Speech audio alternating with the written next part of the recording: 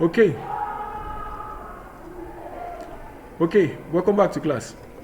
Yes, this was where we stopped in the last class where we duplicated our lorem, and there are some things I want to show you now. Let's say we have this, or you press, you want to edit a value, maybe a set of value that is actually popping up the same way. All you press is Control D. Control D will help you highlight the value. Control D will help you highlight the value. Once Control plus D helps you highlight the value, you press another Control D. It has picked the second one. Press another Control D, Control D, Control D, Control D. So anything I type here would affect all the portions whereby the highlighting is. It will affect all the portions. Can you see it? It will affect all the portions. All it would affect. So that is what I want to show all of us. Then I can save. I just save my document and all that. Now, how do I also duplicate? Once you highlight, you can press alternate shift down. The alt key, the shift and the down, it will duplicate. The alt key, the shift and the down, it will duplicate. So once you're able to duplicate your text like that, it becomes very easy. Now let's talk about formatting a text within a page. Now let's go to the page and let's see what we have here. Let's refresh. Anytime you have a you made a correction, please go back to your web page that is helping you display your content. Go back to it and refresh. It would affect as far as you've saved.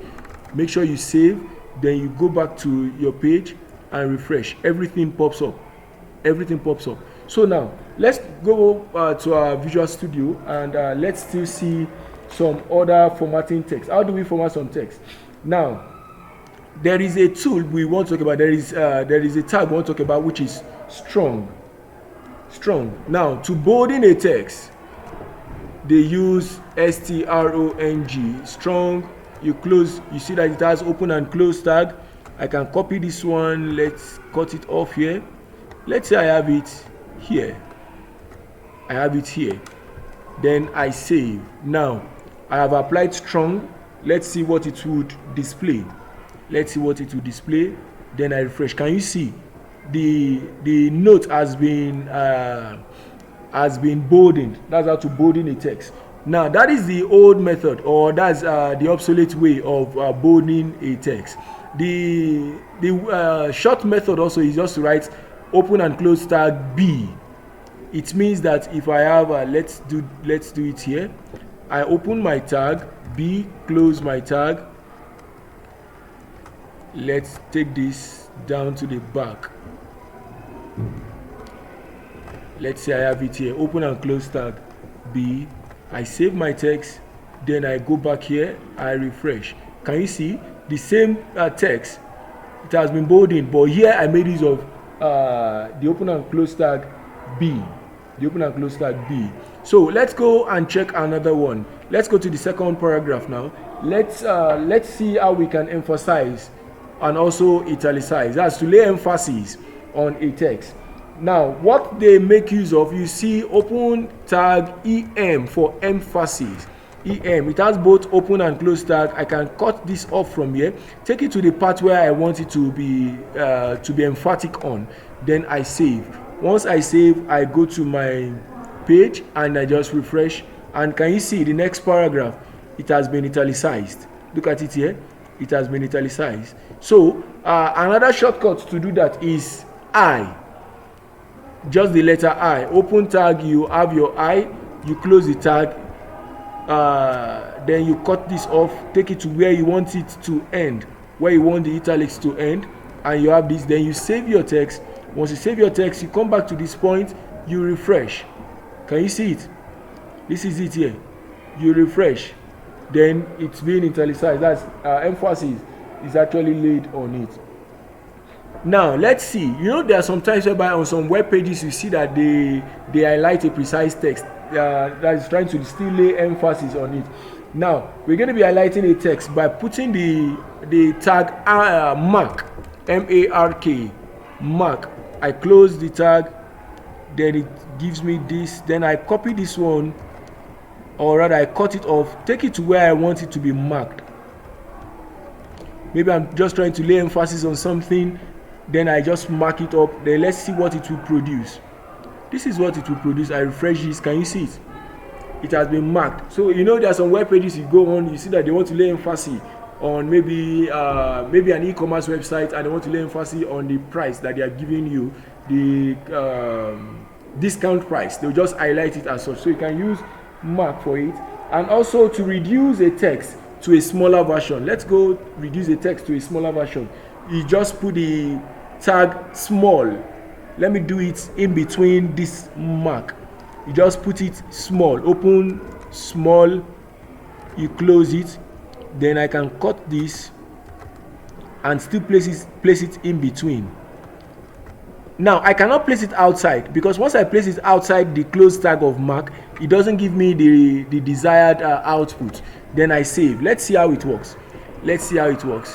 When I refresh this, can you see it? It has changed this text to a smaller version. It has changed this text to a smaller version. So it helps to reduce text to smaller version.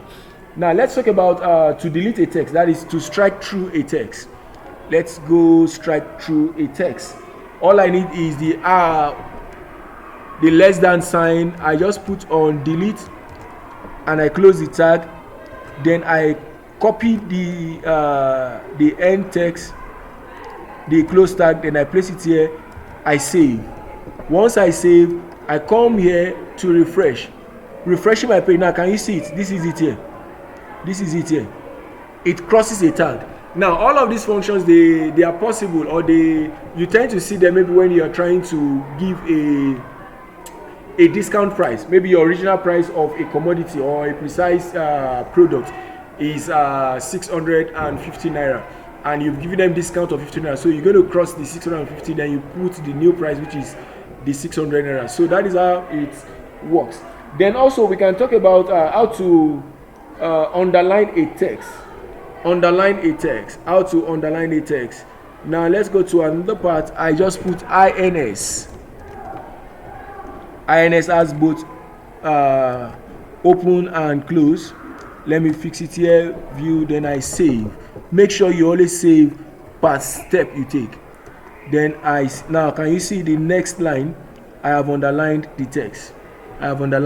So this is what you see when you are to underline a text. Now to make a text subscript, all I need is to press sub. I close it. Then I copy this and I take it to the next part. Let's say view, I save. Then I have what? A subscript. Now refresh.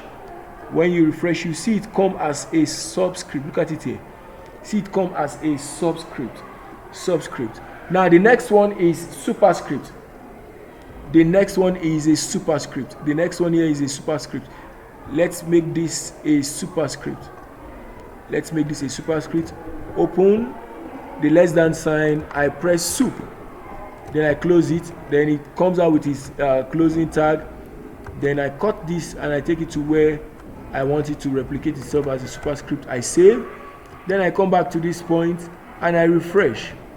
Now can you see? Look at it here. It's now been made a superscript. So that is what the superscript talks about.